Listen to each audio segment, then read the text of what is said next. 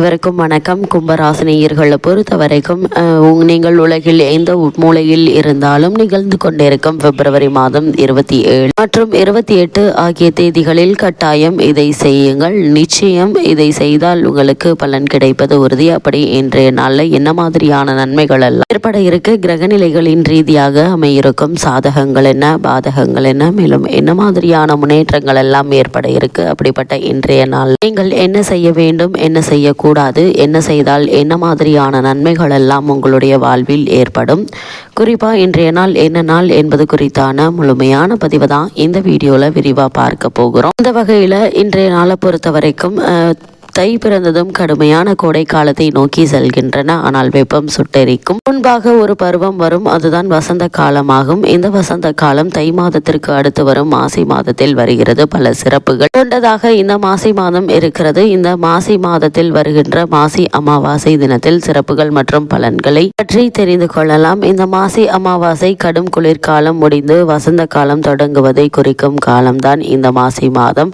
ஆன்மீகம் சிறப்புமிக்க இந்த மாசி மாதத்தில் சிவராத்திரி, காரடையான் நோன்பு, ஹோலி பண்டிகை போன்ற பல திருவிழாக்கள் கொண்டாடப்படுகின்றன. மேலும் பல சிவன் மற்றும் பெருமாள் கோவில்களில் தீர்த்தவாரி விழாக்களும் நடத்தப்படுகின்றன. அப்படிப்பட்ட இந்த மாசி மாதத்தில் வரும் மாசி அமாவாசை தினமும் ஒரு முக்கியமான ஒரு தினமாக அமைகிறது. இந்த மாசி அமாவாசை தினத்தில் அதிகாலை எழுந்து குளித்து முடித்துவிட்டு உங்கள் ஊரில் உள்ள குளக்கரை மற்றும் ஆற்றங்கரைகளில் மறைந்து உங்கள் முன்னோர்களுக்கு திதி போன்றவை தர வேண்டும். இந்த திதி சடங்குகளை முடித்த பின்பு தொழில் மற்றும் வியாபாரங்களில் ஈடுபடுபவர்கள் மாசி அமாவாசை தினத்தில் திருஷ்டி கழிக்க பூசணிக்காய் தொழில் அல்லது அதாவது வியாபாரம் செய்யும் இடங்களில் அதற்குரிய நேரத்தில் திருஷ்டி பூசணிக்காய் உடைக்க வேண்டும். இதை செய்வதால் தொடர்ந்து வரும் காலங்களில் தொழில் வியாபாரங்கள் நல்ல லாபங்கள் ஏற்படும், வீண் செலவுகள் ஏற்படாது. மாசி மாதத்தில் வரும் அமாவாசை தினத்தில் மறைந்த நமது முன்னோர்கள் மற்றும் சமீபத்தில் மறைந்த உறவினர்கள் போன்றவர்களுக்கு சேர்த்து தர்ப்பணம் தருவதால்